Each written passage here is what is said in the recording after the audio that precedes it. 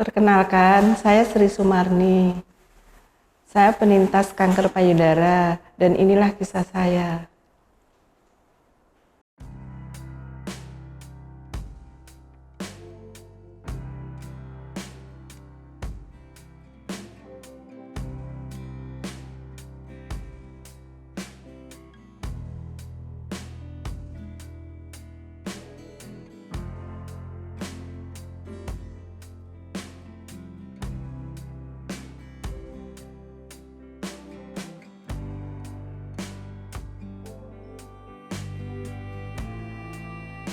Bu Sri, boleh tolong ceritain nggak awal mula menderita kanker tuh?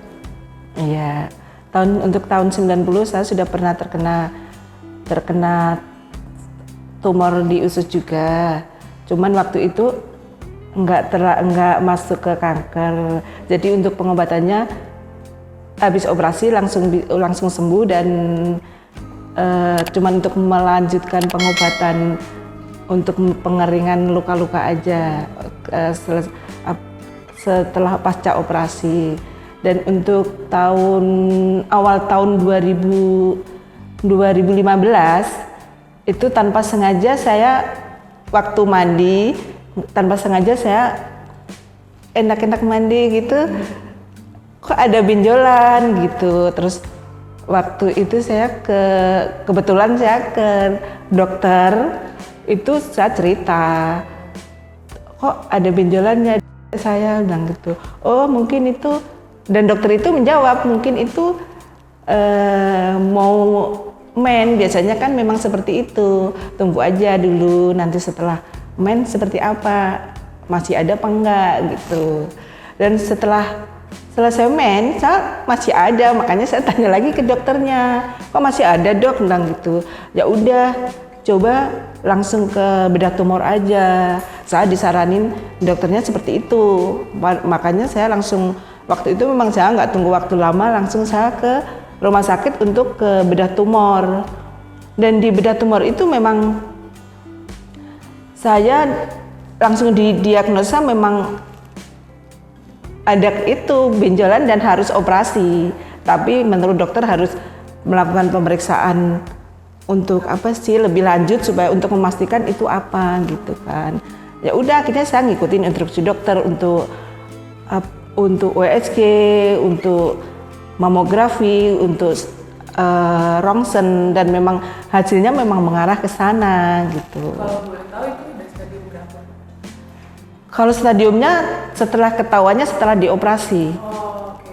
Kalau untuk mengetahui stadium tuh setelah operasi, ininya benjolan FAM-nya diangkat, dicek di lab, dan di situ baru ketahuan tuh kanker atau tumor gitu kan. Setelah begitu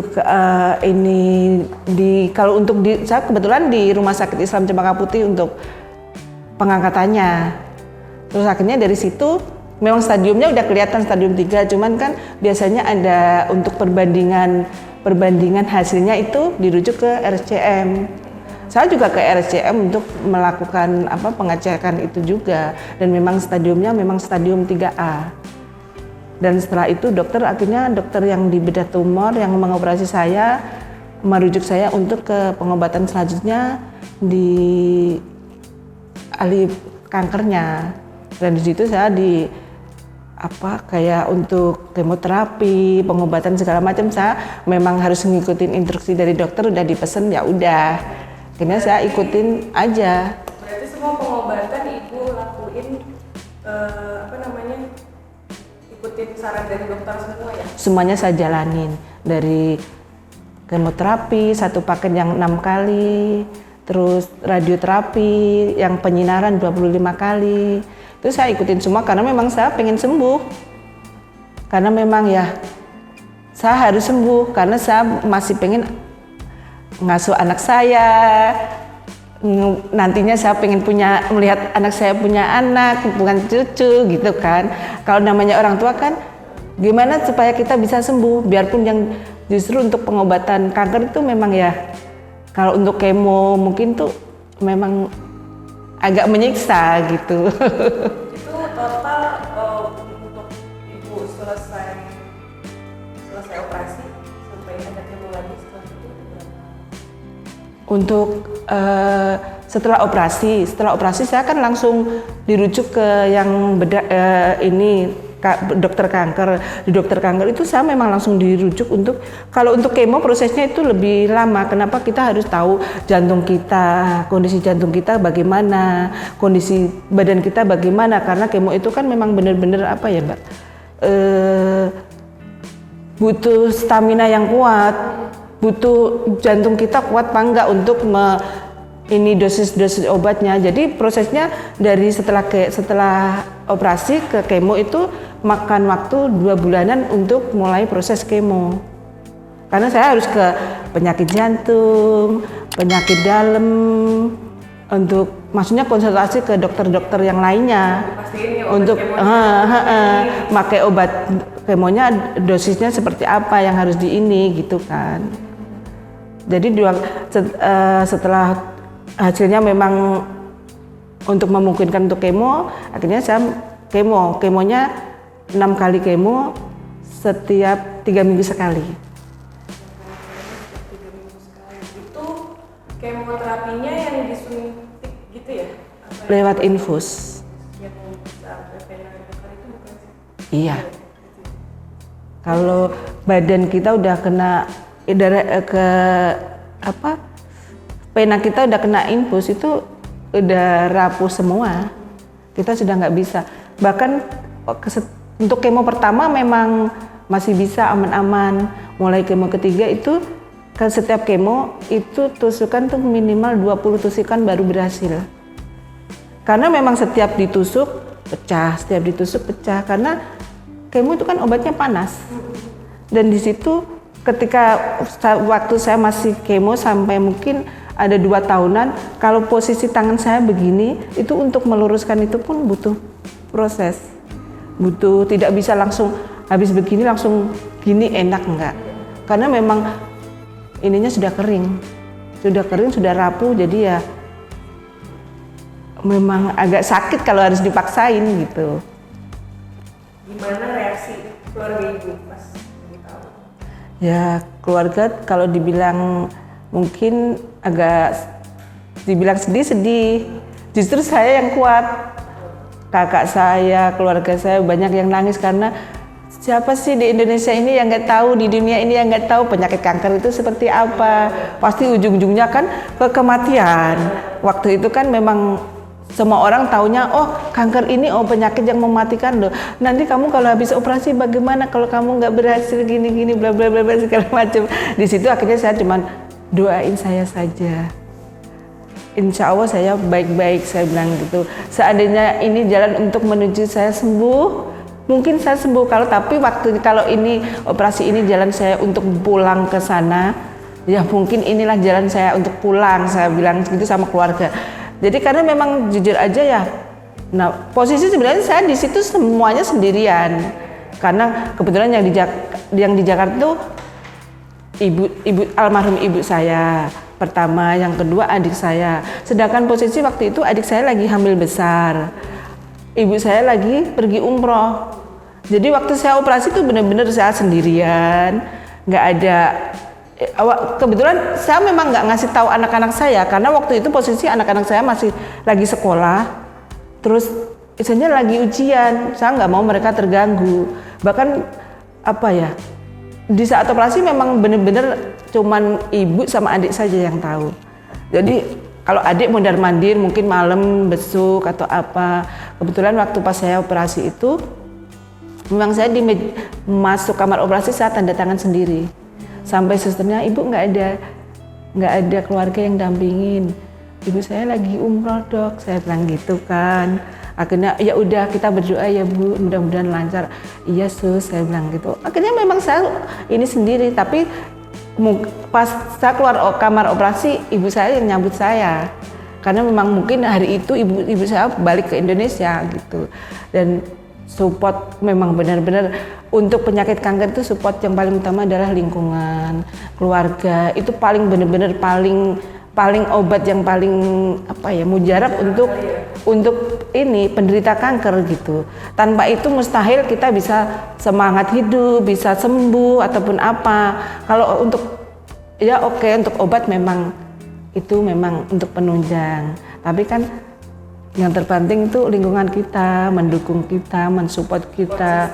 Iya, karena untuk kesembuhan itu juga hati kita perlu di ini kan, bukan cuma obat aja. Kalau misalkan obat tapi hati kita sedih, nggak ada yang apa ya, nggak ada yang ngasih semangat, nggak ada yang ngasih support, sendirian, itu kan ya lama-lama ngedrop juga gitu. Apalagi untuk yang namanya kemo, bener-bener kemo itu bener-bener butuh dukungan orang-orang sekelilingnya, butuh support, butuh segala macem.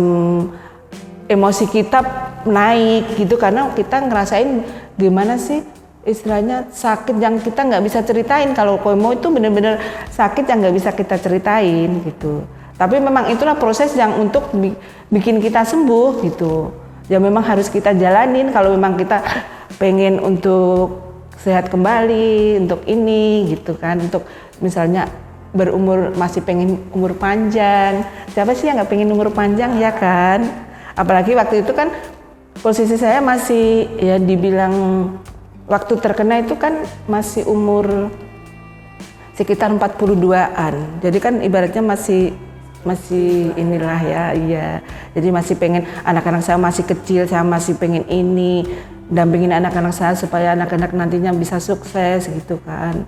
Jadi ya memang saya harus semangati diri saya sendiri, selain orang tua saya, selain keluarga saya gitu. Tapi ada rasa kayak dimana kayak aduh udah capek, udah putus asa, udah terus deh, aduh udah dong gitu. Itu pasti ada. Waktu kemo ketiga memang jujur saya sudah nggak sanggup, karena memang waktu kemo ketiga itu saya sampai pak di rumah nggak bisa tidur, nggak bisa, maksudnya posisi tiduran nggak bisa, posisi duduk juga nggak bisa, karena memang kalau habis kemo kita asam lambung kan naik, jadi dada itu rasanya kayak ketimpa beban yang memang kita nggak bisa napas, kita nggak bisa apa, sampai saya memang pasang oksigen gitu loh. Kebetulan ya saya bersyukurnya itu punya keluarga yang memang benar-benar istilahnya mereka nggak merasa terbebani dengan kondisi saya seperti itu. Saya butuh oksigen, adik saya langsung melari kemana, adik ipar saya langsung melari ke apotek untuk cari butuh oksigen kemana gitu, langsung ya disitulah memang yang benar-benar support keluarga itu benar-benar dibutuhkan gitu loh. Berasa banget. Istilahnya ya ternyata keluargaku ini banget gitu. Di situ saya selalu bersyukur apa ya, di kondisi saya drop seperti ini masih ada keluarga yang sayang sama saya gitu. Benar-benar memang ya support keluarga itu memang luar biasa, obat-obat yang benar-benar ini. Saya memang tidak akan pernah ngelupain itu. Makanya sampai sekarang pun di saat kondisi saya sehat ini, di saat keluar adik saya butuh, Mbak mau ini, Mbak itu, ya selama saya masih bisa, karena saya ingat di waktu saya sakit, dialah yang mensupport saya, ibu saya yang mensupport saya, benar-benar luar biasa pengorbanan ibu saya itu untuk saya di saat saya sakit seperti itu. Benar-benar yang bikin ngedrop saya itu posisi kemo ketiga itu, yang benar-benar saya harus ini, sampai akhirnya saya yang dokter menangin saya, kebetulan dokter waktu itu dokter Eiffel orang Padang itu, saya benar-benar ngomong, dok saya sudah nggak sanggup, saya mau berhenti aja kemo sampai di sini, saya bilang gitu kan, karena memang benar-benar saya udah benar-benar nggak sanggup. Akhirnya dokternya memang ngasih semangat juga, kebetulan mungkin memang sudah ini ya, udah maksudnya dokternya itu memang udah sering ketemu pasien seperti saya atau apa, jadi ibu kan nanti kalau ibu kenapa-kenapa gimana kalau nggak dilanjutin? Anak ibu bagaimana? Nanti sama siapa kalau ibu nggak ada? Ayo semangat, kan tinggal 3 kali lagi. Ibu udah tahu bagaimana rasanya kemo, bagaimana rasanya untuk menanggulangi rasa mualnya, pusingnya ataupun apa. Udah ibu tenang aja, nanti saya kasih obat untuk menghilangkan mual, untuk supaya ibu bisa tidur. Saya nanti kasih obat tidur biar ibu nyaman gitu. Disitulah akhirnya oh iya, nanti anak saya sama siapa kalau saya berhenti di sini. Di situ akhirnya semangat saya tumbuh lagi. Ya memang akhirnya yang dari dokternya, dari susternya yang kasih semangat juga, akhirnya saya mulai ikutin lagi lah instruksi dokter untuk ngelanjutin kemo selanjutnya, biarpun bener-bener setelah kemo ketiga itu bener-bener saya bau cerita, dengar orang cerita masalah rumah sakit aja saya udah muntah, udah mual. Di rumah bau karbol aja saya udah muntah. Karbol itu kan bau rumah sakit, pokoknya yang berhubungan dengan rumah sakit saya pasti muntah. Itu selama dalam proses kemo. Alhamdulillah akhirnya saya selesai kemo sampai kemo ke-6 itu. Dan habis kemo ke-6 akhirnya dokter Eve ngerujuk saya untuk melakukan, kan kita setiap habis kemo kita seminggu sekali ke dokter cek segala macem. Bener-bener mungkin ya kalau orang nggak punya semangat untuk hidup ataupun apa, mungkin merasa capek. Ya capek untuk mondar-mandir, capek untuk ditusuk-tusuk, karena setiap seminggu sekali paling enggak kita ngambil darah 2 tabung, ngambil untuk cek hematologi rutin, untuk cek CA, untuk cek CEA, itu juga duitnya gitu. Butuh bener-bener butuh apa ya? Pokoknya semuanya banyak banget yang banyak, iya. Karena memang bener-bener butuh dana yang besar, butuh jiwa yang besar untuk supaya kita bisa sembuh gitu. Apalagi untuk CT scan segala macem. Jadi setiap minggu saya harus cek darah, setiap bulan itu cek CA, gantian nanti CEA. Jadi kalau habis kemo itu kadang kan saya 2 minggu baru bisa jalan. Kadang sampai dokternya nanya, "Ibu, kenapa kok bandel banget? Ibu ini bandel sendiri loh," bilang gitu. Karena memang saya nggak bisa dok, saya bilang gitu. Memang nggak ada keluarga yang nganterin. Kan dokter tahu saya di sini tuh sendiri, saya bilang gitu kan. Kalau ibu saya kan nggak mungkin, ibu saya udah tua untuk nganterin saya. Kan ibu bisa naik taksi. Dok, saya habis ini kan muntah terus. Nanti kalau saya muntah di taksi gimana? Kan saya ini gitu. Oh ya udah, takutnya nanti kalau leukosit ibu turun rendah, cairan masuk paru-paru, dan di situ yang paling bahaya gitu kan. Makanya ya memang kalau saya pas lagi bisa bangun, saya seminggu sekali ke dokter. Habis kan ke kemo, seminggu check up ke dokter untuk cek hematologi rutin untuk tahu leukosit, ininya pokoknya untuk ini darah itu semuanya dicek semua. Terus untuk minum obatnya juga di situ. Terus untuk melakukan jadwal kemo selanjutnya. Jadi kadang ya bener kalau dibilang capek Mbak. Apalagi kalau kita pakai BPJS ya. Kalau pakai BPJS kan kita ngantrinya itu jam 3 pagi, kita ngantri di depan kalau zaman dulu ya, kalau sekarang kan kita tinggal online, daftar online bisa kan. Kalau untuk BPJS sekarang tuh memang sangat mudah, nggak kayak dulu waktu tahun itu kan baru awal-awal BPJS ya. Jadi untuk bisa dokter, kalau untuk biasanya dokter BPJS itu kan kalau spesialis, apalagi spesialis hematologi ya itu cuman di jadwal 20 orang. 20 orang kalau kita nggak main cepet, kita jam 3 nggak ngantri, kita nggak dapat. Dan kalau kita pakai umum, itu bisa dokternya aja 320, belum obatnya. Obatnya bisa jadi sekali sebulan yang diminum itu bisa 3 juta. Itu yang diminum, belum kayak cek CA. Kalau cek CA memang CA itu yang khusus untuk kanker payudara, itu memang kita nggak di cover dari BPJS untuk cek darahnya ya. Yang di cover itu cuman hematologi rutin, cek CEA sama CA itu nggak di cover. Itu bisa sekali cek itu zaman dulu tuh 720 Kalau CEA 480 yang penanda kanker di seluruh tubuh itu tiap minggu. Itu sebulan sekali gantian. Kalau untuk setelah kemo kan kita ini ke dokternya, jadwal ke dokternya sebulan sekali untuk ngambil obat sama untuk ini kan, untuk cek darah-darah kayak gitu. Kalau untuk yang hematologi rutin memang di cover. Itu kalau kita bayar pribadi cuma 60.000. Terus kalau pakai BPJS, kalau kita pertama misalkan nih bulan ini kita nggak kebagian BPJS, kita pakai umum itu untuk pemeriksaan yang bulan ini tuh semuanya nggak bisa ini, harus bayar pribadi semua. Apalagi kalau pas jadwal CT scan, enggak. Apalagi kalau pas jadwal CT scan bisa 6 juta. Itu yang bikin, makanya memang BPJS memang ngebantu untuk biaya rumah sakit untuk ini tuh memang bener-bener ngebantu. Cuman ya itu memang kita harus ya namanya BPJS yang pakai barang banyak ya memang kita harus ini kan. Sabar lagi. Iya harus sabar. Prosesnya kan nggak cuma satu tempat kan kalau BPJS. Jadi kebetulan waktu itu mungkin karena saya sering mondar-mandir ke poli hematologi, penyakit dalam hematologi itu akhirnya kan kenal sama susternya, deket sama susternya. Akhirnya kebetulan di sebelah tuh yang dokter THT, spesialis THT itu kita kenal udah kayak keluarga dokternya.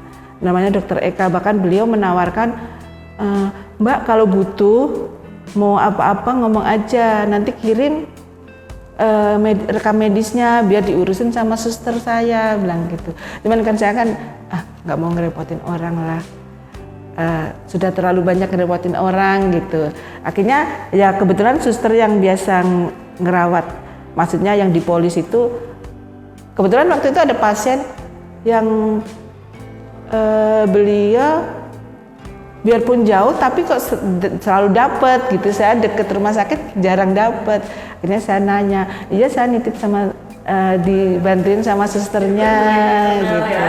Iya, ya akhirnya coba aja Mbak Sri ngomong sama susternya, nanti minta tolong. Ya akhirnya disitulah alhamdulillah saya mulai setiap bulan saya nggak perlu repot-repot, tinggal kirim rekam medis, nanti Bu Sri sore aja datang, udah di situ alhamdulillah banyak orang yang support. Pertanyaan selanjutnya, apa yang Ibu rasain setelah Ibu? Ya setelah dokter waktu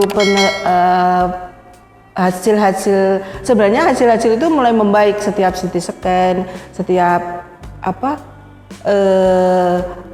cek darah, cek CA itu memang hasilnya mulai membaik. Mungkin karena memang dari kita harus jaga pola makan, pola hidup itu kan membuat kesembuhan kita juga kan. Di situ mulai membaik yang pada akhirnya dokter sebenarnya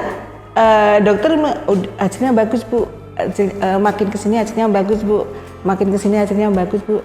Ya saat istilahnya siapa sih yang nggak denger hasil bagus begitu bahagia gitu. Istilahnya penyakit yang memang di situ penyakit yang mematikan, yang tiba-tiba dokter bilang alhamdulillah hasilnya selalu mulai membaik terus Ibu, hasilnya mulai membaik terus Ibu semangat terus untuk hidupnya, semangat terus untuk sembuhnya gitu. Disitulah ya akhirnya alhamdulillah akhirnya saya bisa terlepas dari penyakit kanker yang memang kalau sebenarnya kanker itu nggak bisa kalau dibilang kita divonis udah sembuh itu kita nggak bisa gampang, maksudnya seenaknya terus harus kita bebas makan ini makan itu memang kita tetap harus jaga pola makan, jaga pola hidup, terutama hati kita bahagiain, karena sebenarnya obat yang bikin kita untuk cepat sembuh itu hati kita, itu pertama ya. Kita senengin aja hati kita, nggak usah mikirin aneh-aneh, pengen main-main, makanya kenapa saya ngambil istilahnya pekerjaan yang berkaitan dengan banyak orang, ketemu orang baru, ketemu oh di sini event di sini event di sana, kenal orang baru, akhirnya kan saya teman banyak. Di situ kan kita bisa sharing-sharing, bukan hanya masalah pekerjaan, tapi juga akhirnya sharing-sharing tentang penyakit, tentang segala macam gitu kan. Di situ hati kita kan bahagia, kita nggak merasa tertekan, ibaratnya oh kok saya seperti ini ya, saya seperti itu ya. Jadi kebanyakan memang saya di luar rumah, karena di situ saya menemukan apa ya, di sinilah saya bisa bahagia gitu.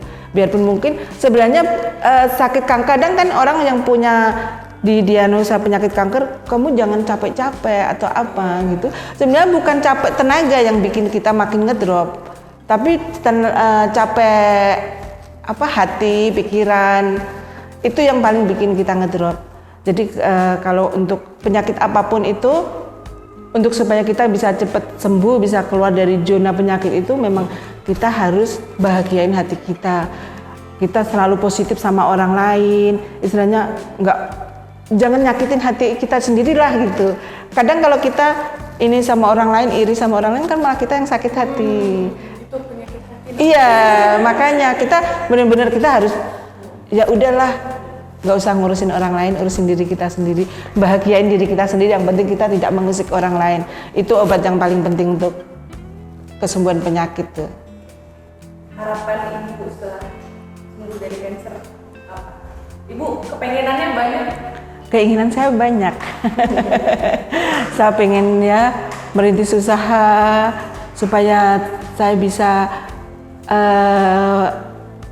pengen orang-orang yang nggak punya, ibu-ibu yang nggak punya pekerjaan, pengen istilahnya, ayo kita bergabung, kita supaya ibu-ibu ini punya penghasilan sendiri, supaya nggak bergantung pada suami, dan mereka kalau pikiran mereka happy kan otomatis nggak ada penyakit ataupun apa itu kan.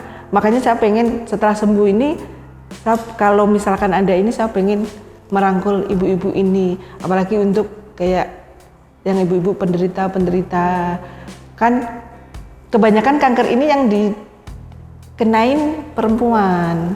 Jadi saya pengen ya ayo ibu-ibu jangan sampai terkena nih. Kita jaga pola makan, pola hidup yang bisa memicu kanker itu apa, dikurangin, dihilangin gitu kan. Karena kan apa ya, kayak makanan kan berpengaruh, apalagi kalau kita sudah ada gennya gitu kan. Itu jadi ya harapan saya supaya ibu-ibu ini untuk ngasih makan untuk ngasih ke anak-anaknya itu jangan ibaratnya jangan cari mudahnya aja gitu loh. Kadang kan ada ibu-ibu yang karena mungkin pengen cepet, nggak mau repot ataupun apa, mungkin mereka hanya pesen makanan, makanan siap saji ataupun apa. Iya, itu kan juga bisa memicu kan gitu loh.